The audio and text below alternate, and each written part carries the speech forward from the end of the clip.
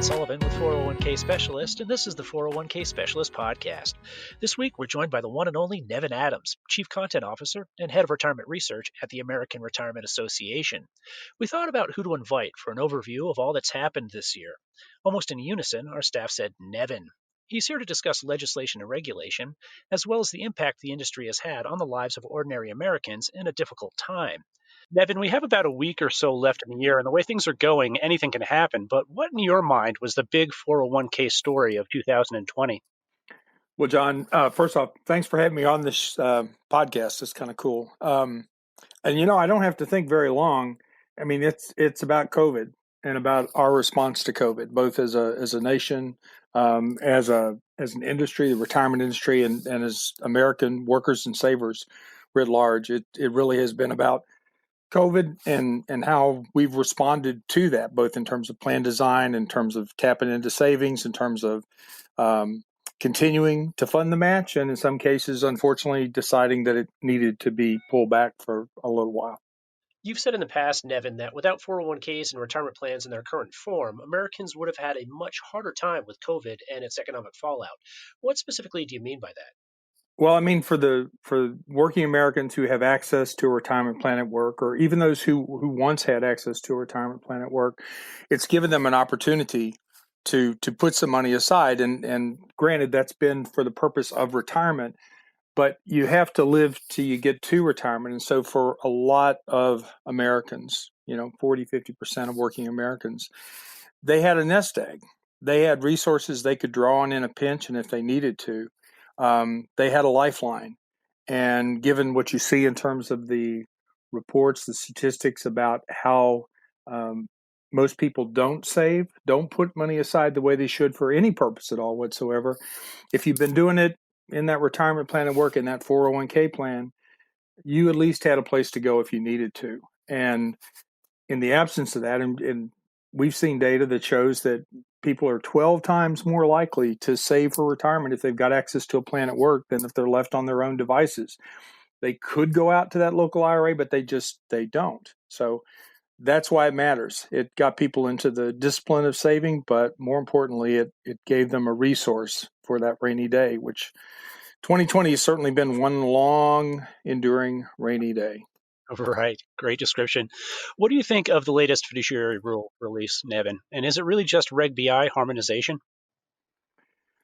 Well, I think probably the best way to summarize the new fiduciary or the exemption, the prohibited transaction exemption with regard to advice is why bother? I will commend the folks at the Labor Department. They have done an amazing job of cranking out an extraordinary number of rules, proposed rules, final rules, regulations, things like that. I mean, they've in a year where they're dealing with the same kind of issues with sort of being at work and being able to do things as the rest of us are. They've really done an incredible job. But honestly, we're at a point at the end of the year now where, given the timing, given the change of administrations, given what the Biden administration is likely to do, just because this is what every change in party administration does, is to basically stop this and other things dead in their tracks. So, you can comment on the rule and kind of how it attempts to work. I think it's pretty fair to say that that there's a new sheriff in town, and even though we don't know who the sheriff is yet, they're going to have something to say about the rule. So, commend the work of the Labor Department, people who've worked so hard to put this together, but I'm not sure it's going to matter in the end.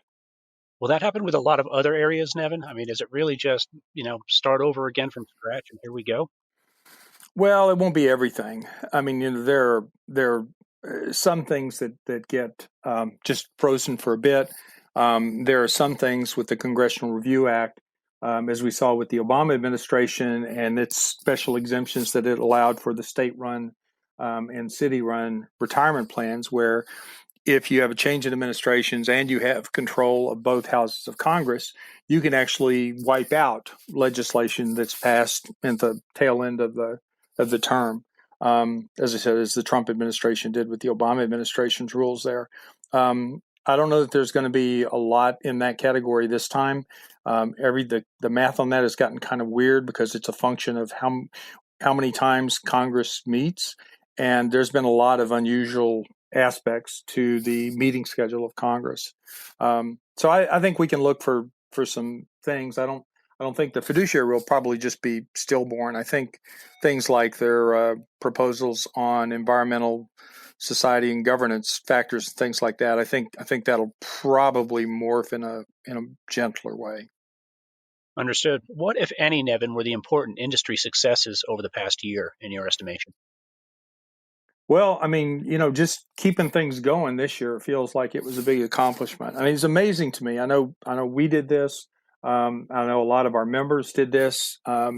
We didn't have a lot of warning to sort of see the national emergency declaration declared, but everybody pretty much on what amounts to a 24, 36, 48-hour notice packed up and went home. And as far as I can tell, nobody missed a beat. So whether it's processing the payroll contributions, making the contributions, doing the year-end discrimination testing, the 5,500 filings, processing an expanded relations to the CARES Act, and in terms of people being able to access more in terms of loans or withdrawals, that kind of thing. Boy, you just didn't hear about blockages or things not happening or the provider community. I mean, as I said, everybody just kind of went home and did what they needed to do. And I think that's amazing. But I think in a lot of ways, the biggest success here is both the fact that the vast majority of employers continue to make contributions to those retirement plans in what was by any measure a daunting, challenging economic environment. And perhaps more importantly, for the long term, we really didn't see a lot of those Americans who had access to that retirement savings dip into it. And so whether that was a function of them having other sources or them being in a business that continued to operate, or just the knowledge that money is supposed to be there for retirement and sort of going other places first, I think those are all strong successes. Great. So then, Nevin, even in a pandemic, did we as an industry advance the ball down the field? Did we do what we needed to do and should do for retirement plans and participants? I think high level, yes. There's no question that this year is going to be a setback. Certainly, people who had to tap into their retirement savings ahead of retirement have dug a hole of different sizes that they're going to have to fill back. We already had issues, if you will, in terms of people not saving enough for retirement and not necessarily being ready for it. And honestly, in a lot of cases, just not even taking the time to check out and see if they were ready for retirement. So, there are a lot of things there, and certainly 2020 will be a little bit of a stumble for everything. But the signs are really good. We saw Plan Sponsor Council of America's 63rd annual survey of defined contribution plans found record contributions. Now, this is for 2019, but that's going into this year, record level of contributions from employers and employees. Those are good signs. Upticks in plan design changes like automatic enrollment, automatic acceleration, the embrace of qualified default investment alternatives. These are all really good signs. I think one of the reasons that we're going to end up holding up so well in 2020, despite that stumble, is because we had made such a strong commitment to it before that. So closing 2020 and looking ahead to 2021, what are the major ARA, NAPA initiatives for the new year? What is your focus and energy in the coming year? Well, I think our big issue, and let me just point out that as recently as this week with the bill that's just been passed by the House and Senate, and President Trump has said he would sign it, is there's some significant relief for plan sponsors in that bill with regard to partial plan terminations, essentially giving people a little bit of breathing room so that the furloughs and such that they've had to put in place don't trigger a partial plan termination. That's an enormous deal because a lot of particularly small business owners have obviously been under such a strain, and they've this gives them some breathing room, just time to get back on their feet, time so that they don't end up having to actually fold in and terminate their plan. And it's a big deal, and we've been working at that all year long. So that by way of saying, having spent all year long doing hard lobbying on things that ended up getting part of the CARES Act, dealing with the COVID distributions and helping people work their way through that, lobbying on things like the payroll protection program and making sure that employers who needed that kind of relief were taken care of.